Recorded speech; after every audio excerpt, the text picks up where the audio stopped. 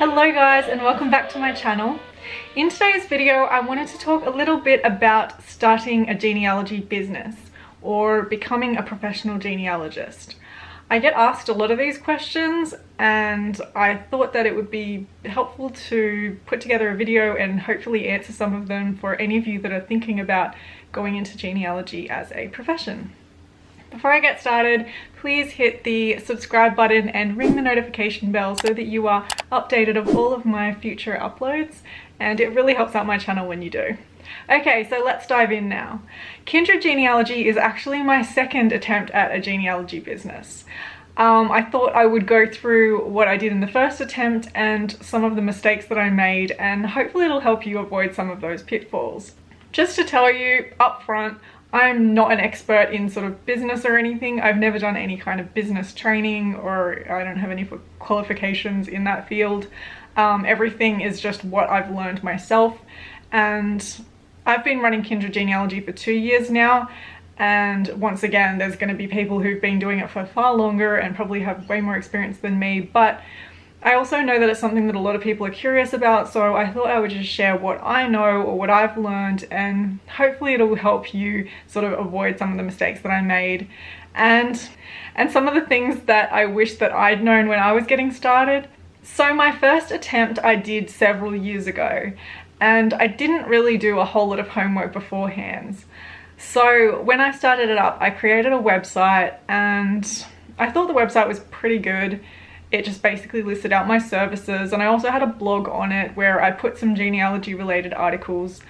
And then I think I had Facebook at the time, and I just shared the website just amongst my friends, I guess. And I think I just did that once. And that was basically all I did. And then I waited for customers to come. That was my first mistake. I didn't really market the business. I created a website and then just sort of assumed that people would find it somehow. And that obviously, I realize that now it seems so obvious, but at the time but despite the fact that I didn't market, I somehow did get one customer. I can't remember how she actually found me. It wasn't somebody that I knew or a friend of a friend or anything like that. She was a complete stranger. And I did the work for her and she was really happy with the result. But my second mistake was that I undercharged her. I didn't really know how to put together a proper sort of fee, so I just kind of guessed. I looked at my hourly rate from previous jobs that I'd had, and I just charged her like my hourly rate, like what I thought I should be getting. The problem with this is if you're running your own business, you're actually not covering any of your sort of costs of running a business.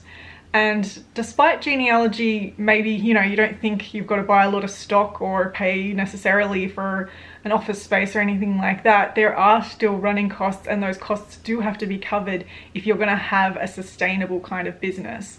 So my mistake was just undercharging. And also I think when you're fairly new at it, maybe you don't value your skills as much. Sort of, I was thinking, you know, I'm pretty new at this, I can't really charge too much. But the truth is, I think if you undercharge like that, it also kind of tells your customers that you don't value your work, and then they think, well, why would I value it? Like, people tend to associate something cheap with something not very good. And that's maybe not necessarily true, but it's just the perception that people have. So be careful of undercharging. Also, don't necessarily just look around at what everyone else is charging and assume that it's going to be the same for you, because the costs of running your business, the costs of whatever your life and lifestyle is, may be different to somebody else's. So beware of that. My third mistake was that I didn't give it long enough. I only sort of left it open for about 6 months, and then I decided, well, nothing's really happening, and I closed it and just gave up.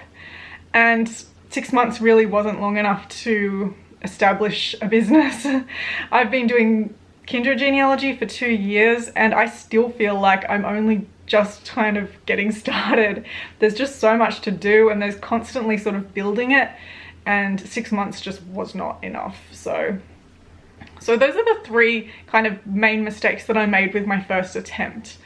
My second attempt, of course, is Kindred Genealogy, and it's going a lot better. I wouldn't pretend that it's you know, completely finished or, you know, at a point that I'm entirely kind of running as I would hope, but I'm getting there and I've learned quite a lot of lessons. So one of the big questions that I often get is, do you need like a qualification or certification to be a professional genealogist? And the answer is no.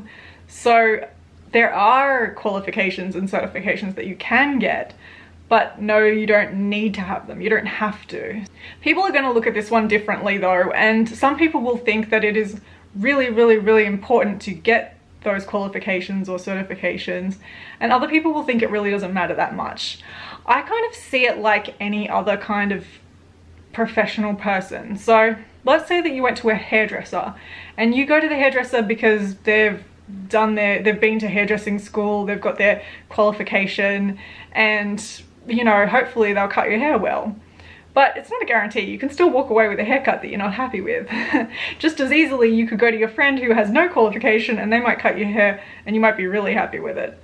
Okay, that's a little bit off topic, but it's kind of the same with a genealogist. So just because someone's certified or got a qualification, it's not a guarantee that you're going to be happy with the results, though it probably means that you've got a better shot at it because, well, they've shown that they have a basic level of knowledge or skills or training that, you know, so for the customer, that probably does look really good, but it's not essential. It's not a regulated industry. You don't have to have those. And somebody with a whole lot of experience could be sort of just as good or maybe even better than somebody who is certified or qualified. The qualification doesn't sort of mean that they're necessarily better than somebody else. It's just a measure that people can use.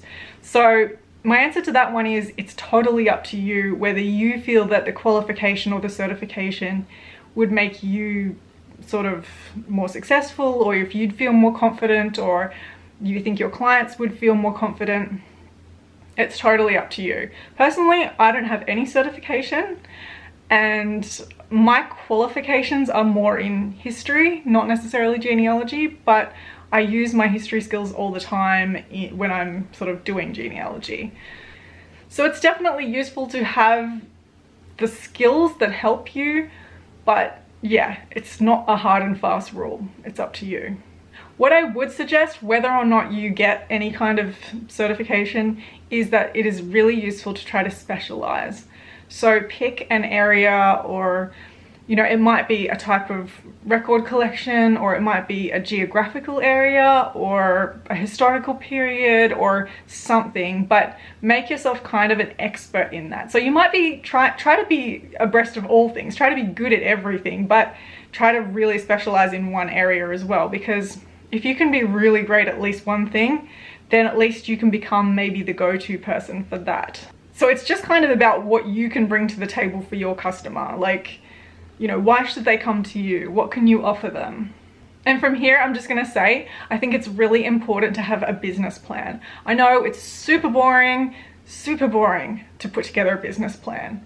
You can look online for just templates and ideas of how to put it together. Like, I'm not gonna go through that today, but if you want me to, let me know, I can make another video. But business plans, when I did mine, it took quite a lot of time, a lot of research. It was kind of boring, like I said, but I think it was really useful. So it'll sort of structure your business. It'll force you to kind of decide a path and how you want to do it, how you want to run your business, what you want to specialize in. And then, like, you can use that to, you know, whenever you're not sure about something, you can't decide sort of which way you're going to go with something, go back to your business plan. It'll get you back on track.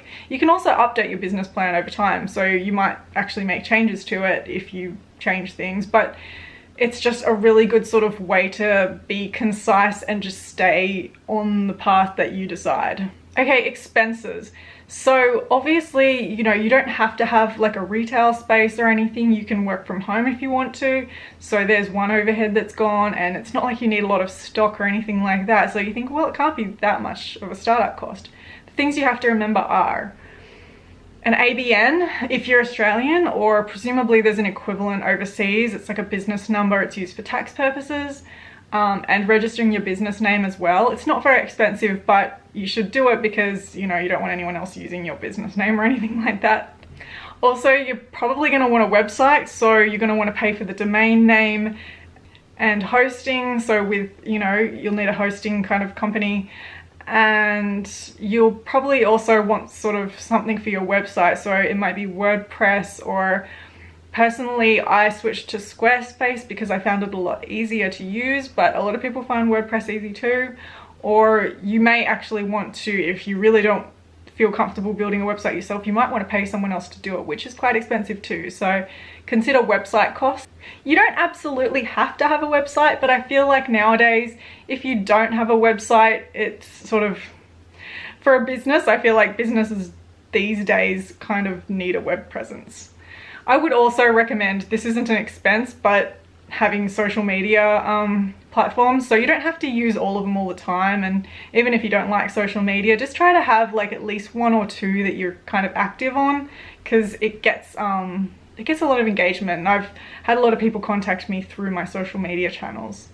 Another thing you're probably going to want to pay for is a post office box, so it's not just your home address, because I feel like if you're running a business from your house, maybe it doesn't look as professional being a home address, but also you don't want people to turn up thinking it's a business address, like knocking on your door. So a post office box is probably a good idea. Another big expense is to have a library. So yeah, like you can go and visit your local library, and maybe they have some really good resources, but you don't want to have to kind of always rely on that. You're going to want a certain amount of stuff just on hand that you can use all the time when you're doing your research, because when your clients are paying and they're paying an hourly rate, you don't want to be charging them for all of the time that you're sort of back and forth, and you don't want to be wasting that time either. You want to just be able to put your finger on certain things. So, you know, you'll want books maybe in the area that you specialize in. You'll probably want books just on general sort of genealogy practices and, you know, using citations and things like that. So I have a few reference books that I find really handy. One that I really like is this one, Professional Genealogy. This isn't so much about doing genealogy. It's by Elizabeth Shone Mills. So this one isn't so much about the actual research side of things, but it's about the business side of things. The lighting's so weird in here, I'm so sorry. So that book is great for the business side of things. It's not the kind of book that you want if you're doing just genealogy as a hobby, because it won't really do anything for you. But if you're running a business, it's got so much useful information in it. Can't recommend it highly enough. But you can probably also get other similar books on professional genealogy. But yeah, you'll want reference materials too. So, you know, let's say that you live near a local records repository or something. That's fantastic. If you don't, you're probably even more so going to need, you know, get CD-ROMs that have collections on them, things like that, that you can just put your finger straight on and not need to waste any time. Another thing, of course, that you're probably going to have to think about is subscriptions. So if you use Ancestry, if you use Find My Past or MyHeritage or anything like that, you're going to need subscriptions to those services, and they are also business expenses. There's also, of course, marketing materials, business cards, you know, any advertising that you're going to pay for, courses that you might want to go on, and you'll probably want to do courses because it keeps your skills more up to date, and that's what your clients are going to want. They're paying for you to know what you're talking about. And memberships, so like professional memberships, memberships to associations and stuff, especially if you're getting certified, you might be wanting to be a member of particular organizations. So those are just a few expenses, but you know, it's limitless. Like you might want to subscribe to journals, you might need office equipment, like there are countless possible expenses, but you'll need to think about all of those, because when you're putting together your hourly rate, you really need to know what money you're forking out. So you got to remember that you're outlaying money for all these things, and customers are going to have to bear that cost. Otherwise, you're going to be like leaking money like crazy. So definitely keep in mind all the expenses, and remember that you're going to have to outlay at least a good chunk of those before you probably even get any customers. So you will need some startup money, and hopefully when you get some customers, you can start to recuperate some of those costs. Okay, I think that I've covered about everything that I wanted to talk about today. Hopefully that gave you a bit of an idea of the sort of background to starting up a genealogy business or becoming a professional. Give you some things to think about. If you have more questions, please leave them in the comment section below. I'd be happy to answer them. Or, you know, I might even make follow-up videos if people are interested in this. Thank you so much for watching and hanging out with me today, and best of luck if you do decide to go professional or start your own business. Please hit the like button and subscribe because it really helps out my channel when you do, and hopefully I will see you soon in my next video. Bye!